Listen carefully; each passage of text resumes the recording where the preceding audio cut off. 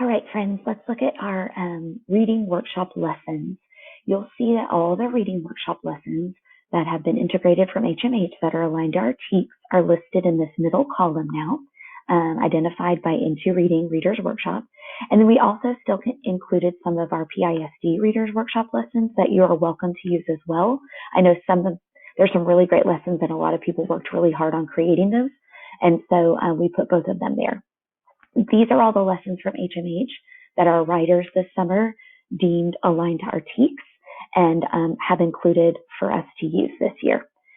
How you can figure these out is it'll have the Reader's Workshop lesson title, it'll tell you what the text is, it'll tell you the genre, and it'll tell you what module it comes from.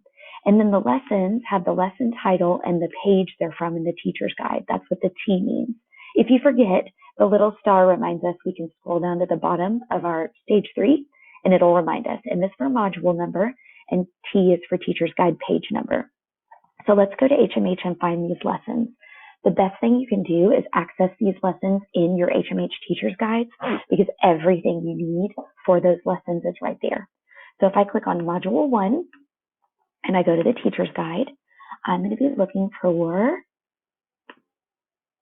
sorry friends, Keisha Ann Can Read Aloud on T28 and T29.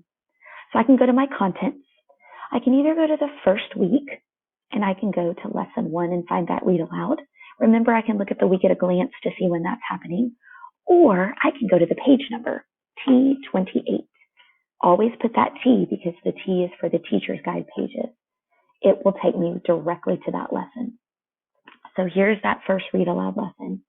You guys will sometimes see that there's read alouds and then there's interactive reading. Read aloud is just kind of reading and talking to the kids about it.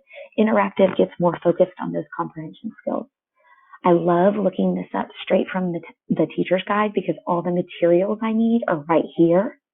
So here's that lesson. I can click on the read aloud book. And what's awesome because we're virtual is I can go to this More Google Classroom and I can assign this book directly to my students in my Google Classroom. Now let me tell you this because I found this out from a teacher. When you do that, it's going to put a picture in Google Classroom that looks like the kids are having to log into WebDesk. They do have to log into WebDesk to be able to access this because that's how we access all of our materials. But once they log into WebDesk, it'll open directly to the resource you assigned. So even though it may not show a picture of the HMH Keisha Ann handbook, once they log into the WebDesk, it will be there and they will be able to access it. So you can have this for kids while you're reading, or you can even assign it to them for a station and they can go back and play the audio by clicking on the speaker and it will read it aloud to them. So that's a great way for kids to hear this literature over and over again. Not only builds fluency, but is one of our standards for kids to be able to do that text and listen to them repeatedly. So you can assign those texts to kids.